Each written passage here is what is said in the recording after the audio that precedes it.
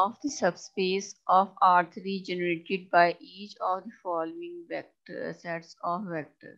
Adjustments, अब आपसे ये नहीं पूछा कि स्पैन कर रहा है या नहीं कर रहा, जनरेट कर रहा है या नहीं कर रहा। अब आपसे पूछिए इक्वेशंस पूछिए कि बताएं क्या इक्वेशंस होंगी जिसके लिए ये जनरेट करेगा। जैसे पहले आपको गिवन थी, ठीक है, अब आपने खुद फाइंड करनी है। कैसे फाइंड करोगे? ये टू वेक्टर स्टूडेंट्स आपको गिवन है इन R3, ठीक है। इसको V1 का नाम ले लो, इसको V2 का नाम दे लो। अच्छा, इसको A से मल्टीप्लाई किया, इसको B से किया और इसको V वेक्टर सपोज कर लिया। अब स्टूडेंट्स इनको जब कंपेयर किया है इनके कोऑर्डिनेट्स को, तो x बराबर आ गया है 2a minus 2b, y equal आ गया -3a प्लस 6b और z इक्वल आ गया 5a माइनस 10b। तो स्टूडेंट्स अब हमने इक्वेशंस फाइंड करनी है। मैंने क्या किया, यहाँ पर इसको मैट्रिक्स फॉर्म में लिख लिया है, ठीक है। अब मैट्रिक्स फॉर्म में लिखने के बाद इसके ऊपर एचलन फॉर्म जो है का प्रोसीजर किया है। इसको स्टूडेंट 0 किया है। इस वाले एलिमेंट को सबसे पहले तो लीडिंग को 1 करना था, जो कि ऑलरेडी है, करने की जरूरत नहीं है, ठीक है। फिर लीडिंग के एलिमेंट को हम पिवट के एलिमेंट के नीचे वाली टर्म्स हुआ है उसको 0 करेंगे। तो उसको 0 करने के लिए हमने ये ऑपरेशंस किए, ठीक है। अच्छा, अब इन ऑपरेशंस के थ्रू आपको पता लग रहा है कि सोल्यूशन जो है वो कंसिस्टेंट है, क्योंकि are rank of R A बराबर है ए बी के रैंक, क्योंकि ए का रैंक जो है वो ए बी के रैंक के इक्वल है, ठीक है। तो सोल्यूशन तो कंसिस्टेंट है, लेकिन there are infinite many solutions. यहाँ इसके बहुत सारे सॉल्यूशन पॉसिबल है। अच्छा, कैसे? इसको दोबारा से इक्वेशन फॉर्म में जब आप लिखोगे तो क्या आ जाएगा students, x plus x minus 2y equal to x, ठीक है। और y plus 3x is equal to 0 and z minus 5x is equal to 0, ठीक है। तो जब इसको इक्वल टू 0 सपोज करोगे तो यहाँ पर x को t सपोज कर लो। आप ऐसे भी लिखा रहने देंगे तो भी गलत नहीं है, लेकिन अगर आप x को t लिख लोगे तो देन आपको करने में आसानी रहेगी। कैसे? y बराबर हो जाएगा -3t के और z इक्वल होगा 5t के, ठीक है। बिल्कुल वैसे जैसे हम इनफाइनाइट मैनी सॉल्यूशंस करते हैं 4th चैप्टर में जैसे हमने किए थे। अच्छा स्टूडेंट्स, इन्हीं लाइंस पे अब इसका सेकंड पार्ट जो है वो मुझे अभी आप लोग करके दिखाएं। इधर से नहीं देखना, खुद करें, इसको खुद करें, देन बताएं आया है कि नहीं आया।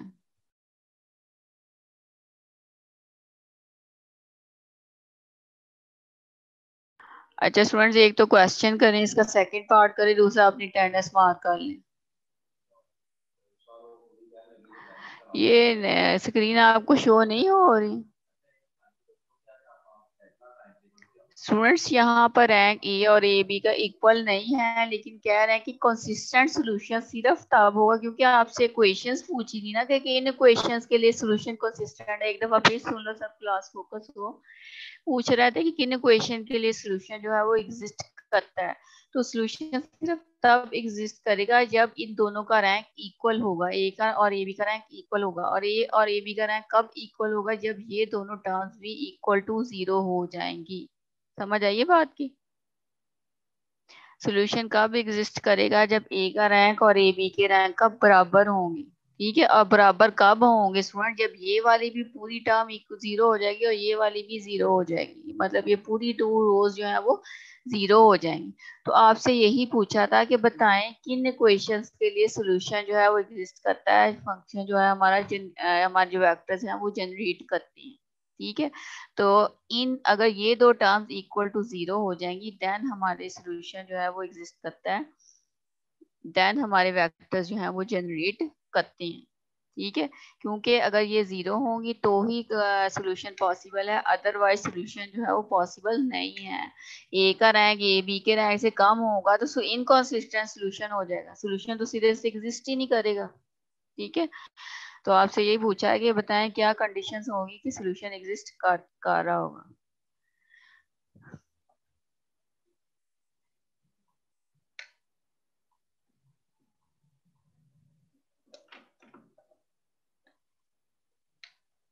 इज दैट क्लियर जमना? और कोई क्वेश्चन है तो पूछ लो, और इसका सेकंड पार्ट अभी करो।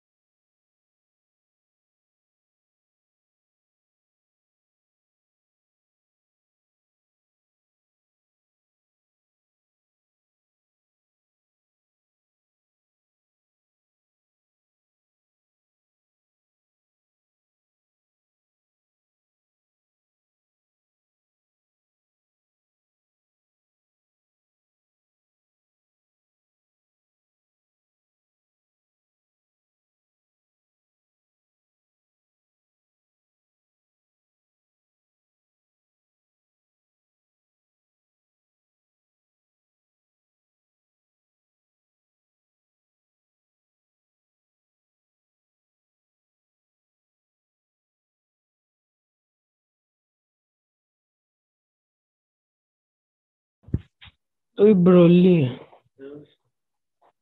मोबाइल पे मेरा कर देता, वो माइक ही नहीं है, वो खुद इधर नहीं है। मैम आपसे क्वेश्चन किया हिंदी था में मैंने तो मेरी WhatsApp क्लास पे। ले आया।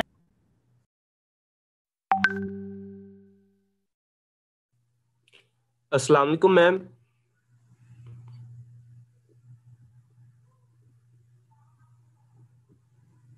मैम आपसे क्वेश्चन किया था मैंने WhatsApp पे।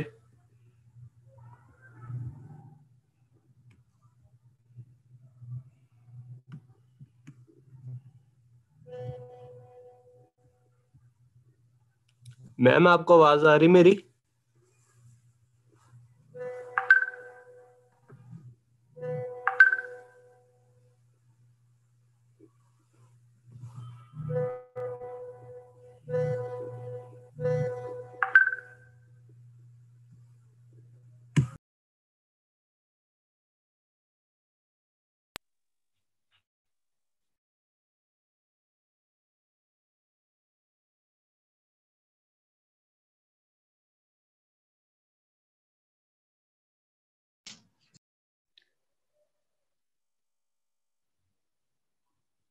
हाँ जी students, if anybody have question then you can ask. Ma'am 10 मेरी minutes आवाज आ remain रही है to go आपको? out from this session।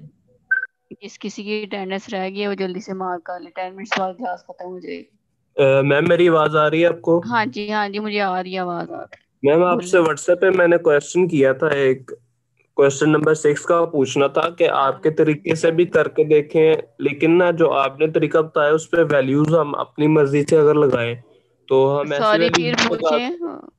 हाँ जी फिर बात करें, आवाज नहीं आपकी क्वेश्चन क्लियर नंबर आई। क्वेश्चन नंबर जो 6 है मैम, 6 उस क्वेश्चन। उसमें हम अगर अपनी मर्जी से वैल्यू लगा दें तो अगर हर बार वो सेटिस्फाई हाँ। करते हैं हम्म। तो फिर हाँ जी वैसे भी तो कर सकते हैं आप, आर्बिट्रेरी वैल्यू सपोज करनी है ना, तो आप जी जी, x1 x2 x3 भी कर सकते हो। अगर मैम अगर उन्हें आपको सेम रख वैसे के। ज्यादा कन्वीनियंट लग रहा है तो वैसे कर लो। सही है। तो अगर बगैर वैल्यूज के एज अ कैलकुलस के तरीके से थ्योरेटिकल करें। हाँ जी वैसे भी कर सकते हो, लेकिन आंसर जो है वो दोनों मेथड से सेम होना चाहिए। ठीक है मैम। ठीक है। हाँ जी और कोई क्वेश्चन? अटेंडेंस मार्क कर ली जल्दी से। अस्सलाम वालेकुम मैम। वालेकुम सलाम। मैम ये क्वेश्चन नंबर 6 में जब हमने ए पुट करना है तो अगर सब क्वेश्चन में हम सेम रखें, ए की वैल्यू हम 1 ही रख लें, तो इससे कोई मसला तो नहीं होगा? नहीं कोई इशू नहीं है। मतलब उसको सेटिस्फाई करना चाहिए ना इक्वेशन को। हाँ जी आपका सोल्यूशन जो है वो सेम होना चाहिए, ये नहीं कि आपकी फ्रेंड का डिफरेंट आ रहा है आपका डिफरेंट आ रहा है। मेथड कोई भी अडॉप्ट करो, आपका सोल्यूशन जो है वो सेम ही होना चाहिए। हाँ, मतलब सेटिस्फाई होना चाहिए इक्वेशन। हाँ जी हाँ जी। सही। Thank you ma'am. अस्सलाम वालेकुम। और कोई क्वेश्चन? अस्सलाम वालेकुम मैम। वालेकुम सलाम।